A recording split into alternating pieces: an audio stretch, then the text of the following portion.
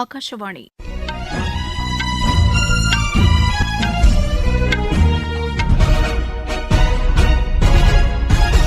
செய்திகள் வாசிப்பவர் வடிவழகி கபிலன். தலைப்புச் செய்திகள்: மக்களவைத் தேர்தலில் 3வது கட்டமாக நாளை வாக்குப்பதிவு நடைபெறவுள்ள தொகுதிகளில் அனைத்து ஏற்பாடுகளும் முழுவீச்சில் மேற்கொள்ளப்பட்டுள்ளன.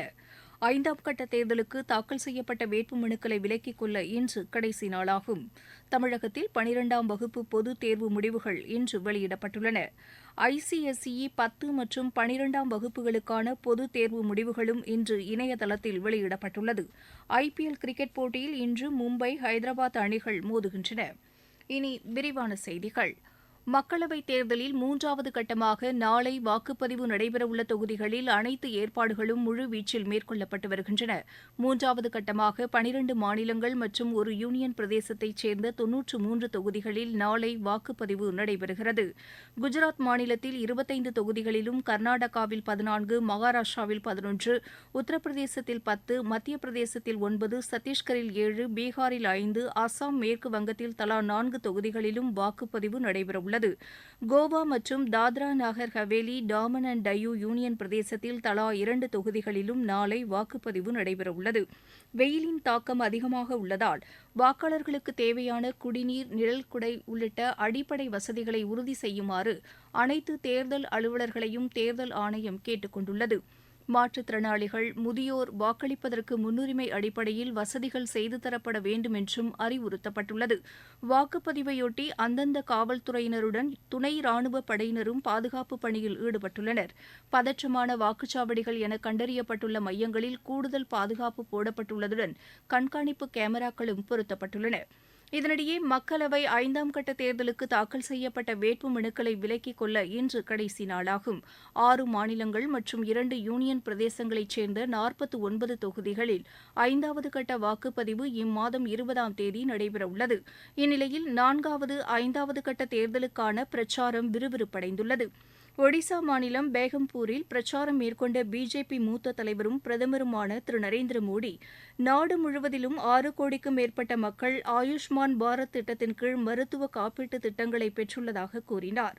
அம்மாநிலத்தில் ஆளும் பிஜு ஜனதாதள் கட்சி மத்திய அரசின் திட்டங்களின் பயன்களை ஒடிசா மாநில மக்கள் பெறுவதற்கு எந்த நடவடிக்கையும் எடுக்கவில்லை என்று அவர் தெரிவித்தார்.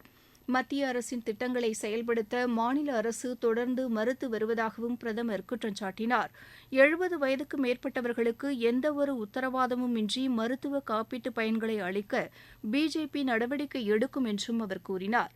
ஒடிசாவில் முன்னர் ஆட்சியில் இருந்த காங்கிரஸ் கட்சியும் வர்த்தக மையங்களை விரிவாக்கம் செய்யவோ, தொழில்களை மேம்படுத்தவோ எந்த நடவடிக்கையும் எடுக்கவில்லை என்று திரு நரேந்திர மோடி குற்றம் சாட்டினார். காங்கிரஸ் மூத்த தலைவர் திரு ராகுல்காந்தி தெலங்கானா மாநிலம் நிர்மல் பகுதியில் வாக்கு சேகரிப்பில் ஈடுபட்டார். பிஜேபி தலைமையிலான தேசிய ஜனநாயக கூட்டணி அரசியல் சாசனத்தை மாற்றுவதற்கு முயற்சி எடுத்து வருவதாகவும், இதனை தடுக்கும் வகையில் மக்கள் வாக்களிக்க வேண்டுமென்றும் அவர் கூறினார். காங்கிரஸ் கட்சி இளைஞர்களுக்கு வேலைவாய்ப்பை உறுதி செய்யும் என்றும், ஏழை எளிய மக்களுக்கு ஆண்டுக்கு 1 லட்சம் ரூபாய் வழங்க நடவடிக்கை எடுக்கும் என்றும் திரு ராகுல்காந்தி தெரிவித்தார். ஜம்மு காஷ்மீரின் குப்வாரா மாவட்டத்தில் பெரிய அளவில் வாக்காளர் விழிப்புணர்வு முகாம்கள் தேர்தல் ஆணையத்தின் மூலம் நடத்தப்பட்டு வருகிறது. நாட்டின் முதலாவது வாக்குச்சாவடியான சிமாரியில் தொடங்கி அனைத்து பகுதிகளிலும் 100% வாக்களிப்பதை உறுதி செய்வதற்கான தொடர் விழிப்புணர்வு நிகழ்ச்சிகள் நடைபெற்றன.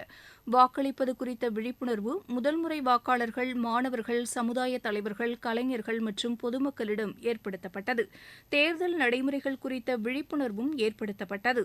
ஜனநாயக பொறுப்புடனும் நாட்டுப்பற்றுடனும் செயல்பட்டு வாக்குகளை தவறாமல் செலுத்த வேண்டுமென்றும் பொதுமக்களிடம் எடுத்துரைக்கப்பட்டது. நீங்கள் கேட்டுக்கொண்டிருப்பது ஆகாஷவாணியின் செய்தி அறிக்கை. தமிழகத்தில் +2 பொதுத் தேர்வு முடிவுகள் இன்று வெளியிடப்பட்டுள்ளன. தேர்வு எழுதியவர்களில் 94.56% பேர் தேர்ச்சி பெற்றுள்ளதாக சென்னையில் தேர்வு முடிவுகளை வெளியிட்டு பேசிய அரசு தேர்வுகள் துறை இயக்குநர் திரு சேதுராம வர்மா தெரிவித்தார். மாணவர்கள் எண்ணிக்கை 3,52,165, தேர்ச்சி பெற்றவர்கள் 7,19,196, 94.56. மாணவியர் 3,99,890, 96.44 தேர்ச்சி அடைந்துள்ளனர். மாணவர்கள் 3,25,305 பேர் தேர்ச்சி அடைந்துள்ளனர். தேர்ச்சி சதவீதம் 92.37. 3ஆம் பாலினத்தர் ஒருத்தர் எழுதினாங்க, அவங்க ஒரு பாஸ். மாணவர்களை விட மாணவியர்கள் 4.07% அதிகம் தேர்ச்சி பெற்றுள்ளனர். மொத்த தேர்ச்சி எழுதிய பள்ளிகள் 7532. இதில் 100% தேர்ச்சி பெற்ற பள்ளிகளின் எண்ணிக்கை 2478. 100% தேர்ச்சி பெற்ற அரசு பள்ளிகளுடைய எண்ணிக்கை 397. தேர்வு எழுதிய மாற்றுத்திறனாளி மாணவர்களின் எண்ணிக்கை 5603. அதில் 5161 பேர் தேர்ச்சி பெற்று 92.11% தேர்ச்சி பெற்றுள்ளனர். Mark sheet first provisional certificate கொடுப்போம் 1 வீக்ல. ரீவேல்யூஷன் ரீடோட்டல் நாளைக்கே அப்ளிகேஷன் கொடுப்போம். இயற்பியலில் 633 பேரும், வேதியியலில் 471 பேரும், உயிரியலில் 652 பேரும் 100% மதிப்பெண்கள் பெற்றுள்ளனர். கணிதத்தில் 2587 பேரும், கணினி அறிவியலில் 6996 பேரும், வணிகவியலில் 6142 பேரும், பொருளாதார பாடத்தில் 3299 பேரும் 100% மதிப்பெண்கள் பெற்றுள்ளனர். மாவட்ட அளவில் திருப்பூர் மாவட்டம் 97.45% தேர்ச்சி பெற்று முதலிடத்தை பெற்றுள்ளது. 12ஆம் வகுப்பு பொதுத் தேர்வில் வெற்றி பெற்றுள்ள மாணவ மாணவிகளுக்கு முதலமைச்சர் திரு மு க ஸ்டாலின் வாழ்த்து தெரிவித்துள்ளார். கல்லூரி வாழ்வுக்கு சென்று உயர்கல்வியில் சிறந்து விளங்கி தலைசிறந்த பொறுப்புகளில் அவர்கள் மிளிர வேண்டுமென்றும் அவர் கூறியுள்ளார். குறைவான மதிப்பெண் பெற்றவர்கள் மனம் தளராமல் அடுத்து காத்திருக்கும் வாய்ப்புகளை பயன்படுத்தி நம்பிக்கையுடன் முன்னேற வேண்டுமென்றும் திரு மு க ஸ்டாலின் தெரிவித்துள்ளார். ICSE 10 மற்றும் 12ஆம் வகுப்பு பொதுத் தேர்வு முடிவுகளும் இன்று வெளியிடப்பட்டுள்ளன. இதில் 10ஆம் வகுப்பில் 99.4%, 12ஆம் வகுப்பில் 98.19%, தேர்ச்சி பெற்றுள்ளனர். 10ஆம் வகுப்பில் தேர்வு எழுதியவர்களில் மாணவிகள் 99.65%, மாணவர்கள் 99.13% வெற்றி பெற்றுள்ளனர். 12ஆம் வகுப்பில் மாணவிகள் 98.92%, மாணவர்கள் 97.53% தேர்ச்சி பெற்றுள்ளனர். தமிழகத்தில் அரசு கலை மற்றும் அறிவியல் கல்லூரிகளில் வரும் கல்வியாண்டில் இளநிலை பட்டப்படிப்பில் சேர்வதற்கு ஆன்லைனில் விண்ணப்பிப்பது இன்று தொடங்கியது. மாணவர்கள் விண்ணப்பங்களை tngasa.in என்ற இணையதள முகவரியில் விண்ணப்பங்களை பதிவு செய்யலாம் என தெரிவிக்கப்பட்டுள்ளது. அரசு கலை மற்றும் அறிவியல் கல்லூரிகளில் உள்ள சேர்க்கை உதவி மையங்கள் மூலமாகவும் விண்ணப்பிக்க வழிவகை செய்யப்பட்டுள்ளதாக கல்லூரி கல்வி இயக்ககம் தெரிவித்துள்ளது. இந்திய அமெரிக்க விண்வெளி வீராங்கனை சுனிதா வில்லியம்ஸ் நாளை மீண்டும் விண்வெளியில் பயணம் மேற்கொள்கிறார். இந்திய நேரப்படி நாளை அதிகாலை புளோரிடாவில் உள்ள விண்வெளி தளத்திலிருந்து அவர் தமது விண்வெளி பயணத்தை தொடங்குகிறார்.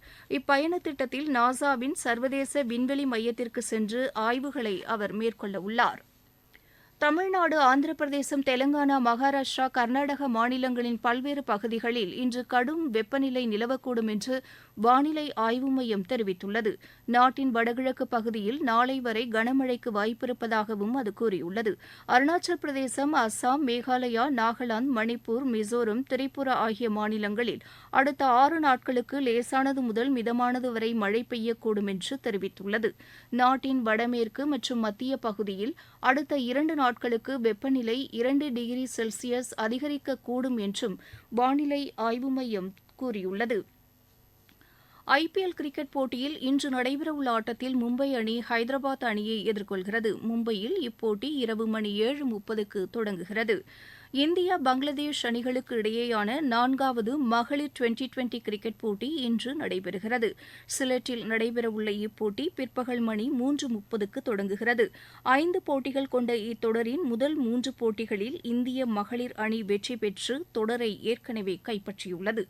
இந்திய விளையாட்டு ஆணையத்தின் சார்பில் சேலம் மாவட்டத்தில் 18 வயதுக்கு உட்பட்ட இளம் விளையாட்டு வீரர்களை கண்டறியும் கேலோ இந்தியா போட்டிகள் இன்று தொடங்கியது. முதல் நாளான இன்று தடகள போட்டிகள் நடைபெறுகின்றன. வரும் வெள்ளிக்கிழமை வரை நடைபெறவுள்ள இப்போட்டியில் கபடி, கோகோ, கால்பந்து, கூடைப்பந்து உள்ளிட்ட போட்டிகளும் நடைபெறவுள்ளதாக இந்திய விளையாட்டு ஆணைய அதிகாரிகள் தெரிவித்தனர். மீண்டும் தலைப்புச் செய்திகள். மக்களவைத் தேர்தலில் 3வது கட்டமாக நாளை வாக்குப்பதிவு நடைபெறவுள்ள தொகுதிகளில் அனைத்து ஏற்பாடுகளும் முழுவீச்சில் மேற்கொள்ளப்பட்டுள்ளன. 5ஆம் கட்ட தேர்தலுக்கு தாக்கல் செய்யப்பட்ட வேட்புமனுக்களை விலக்கிக் கொள்ள இன்று கடைசி நாளாகும். தமிழகத்தில் 12ஆம் வகுப்பு பொதுத் தேர்வு முடிவுகள் இன்று வெளியிடப்பட்டுள்ளன. ICSE 10 மற்றும் 12ஆம் வகுப்புகளுக்கான பொதுத் தேர்வு முடிவுகளும் இன்று இணையதளத்தில் வெளியிடப்பட்டுள்ளது. IPL கிரிக்கெட் போட்டியில் இன்று மும்பை, ஹைதராபாத் அணிகள் மோதுகின்றன. இத்துடன் இந்த செய்தி அறிக்கை நிறைவு பெற்றது.